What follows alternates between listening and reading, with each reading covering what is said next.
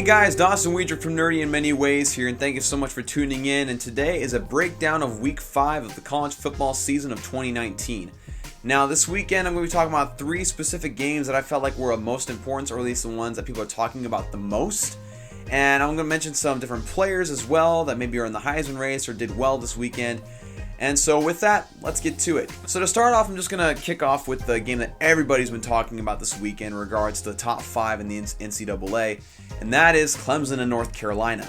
Now, as you all know, Clemson is the reigning national champions, and they have been in the college football playoff for the past 4 years.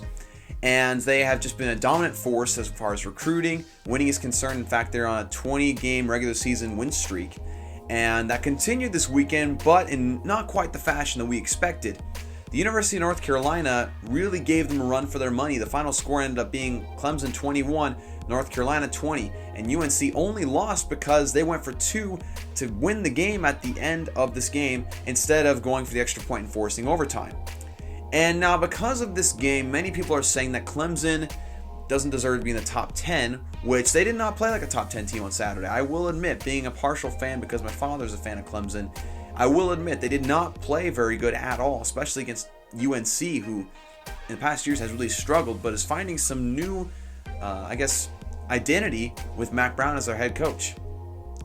But as far as them ranking is concerned, I mean, they dropped to number 2, which I feel like is understandable, absolutely understandable. But I think people are freaking out a little bit too much about this, because if you think about it, the past 4 years, Clemson always has one game in every year, 1 or 2 games, where they look really vulnerable. And you can even talk about the past few times they played Syracuse. I mean, Syracuse arguably should have beat Clemson last year, and especially when Trevor Lawrence was out. But instead, Clemson ended up surviving and then ended up later in the season destroying Alabama in the national title game. And so for people to freak out about Clemson maybe losing its step with this game against UNC, I feel like is a little bit overzealous. It's a little bit too much because, I mean, again, Clemson has a game once a year where they just look super vulnerable and they're figuring things out, and especially this year being a much younger team than the past few years. And so I don't think it's time to really freak out about Clemson right now. I mean, them dropping a ranking or 2 makes sense to me with how they played, but I don't think people need to go out and say things like, well, they're the Notre Dame of last year, which I really don't believe that. Because again, Clemson almost lost to Syracuse last year, but then whipped Alabama's tail in the college football playoff national championship. So you never know. Any given Saturday, anything can happen. And I feel like Clemson could really come into its own in the next couple weeks, especially having a bye week this week. They can really address some of their weaknesses and things that they can improve on. Next game I want to talk about is something that's being talked about more in the Big Ten, but is still of great importance in my opinion. And that was Wisconsin beating Northwestern 24-15. Now, it doesn't look like a blowout per se. Again, Northwestern kind of got their last points after, Wisconsin was up 24-3, right? Wisconsin dominated this game defensive-wise, as well as with the rushing game. Jonathan Taylor, racking up a ton of yards, doing a great job, and he's obviously a Heisman candidate. He's a beast. My main question, though, about Wisconsin, they have a great defense, great running attack, but can Wisconsin throw the ball when they need to? That has really been a struggle for them in the past couple of years. The last quarterback where Wisconsin really had trust in them was Russell Wilson, who has gone on to be one of the best smaller quarterbacks in NFL history. And so that's just my main question, because Hornibrook wasn't able to get the job done the past few years. And so we'll just have to see how Wisconsin can pull off the passing attack when they need to, because every team needs a passing attack to some extent, right? Even if your identity, like Wisconsin, is a run-first offense, you have to be able to do both. You're not going to be able to win every single game with just your rushing attack. Because even if Wisconsin goes undefeated and goes into the playoffs, they're going to have to face some teams like Alabama, Oklahoma, Ohio State, or Clemson, where they will have to be able to throw the ball at some point, because they're not going to be able to run the ball all over these teams because they have great defensive line and 5-star recruits. So that's just not going to work.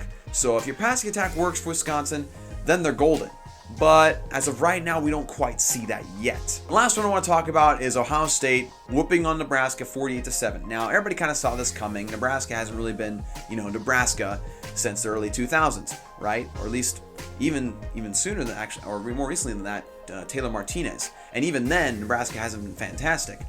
And so this win wasn't a surprise for Ohio State, and neither were the statistics, because Justin Fields has just been absolutely on a tear this season with 1,092 passing yards and 16 passing touchdowns to go along with 222 rushing yards and 7 touchdowns for the whole year, making, of course, 23 total touchdowns.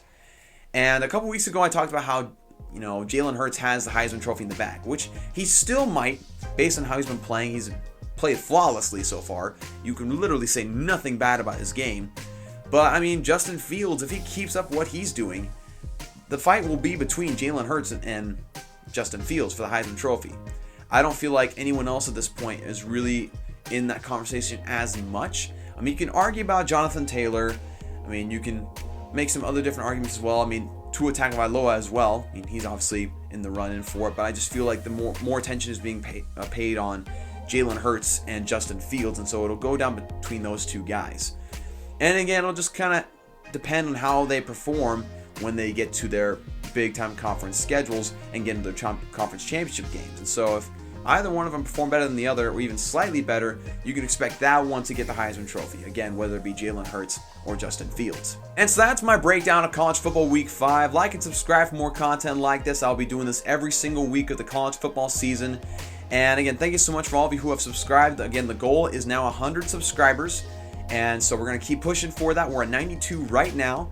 And if you haven't checked out my latest cover video of this time by the August Rush soundtrack, definitely go check it out. I'll have a link right here in the videos, right here. Go and see that.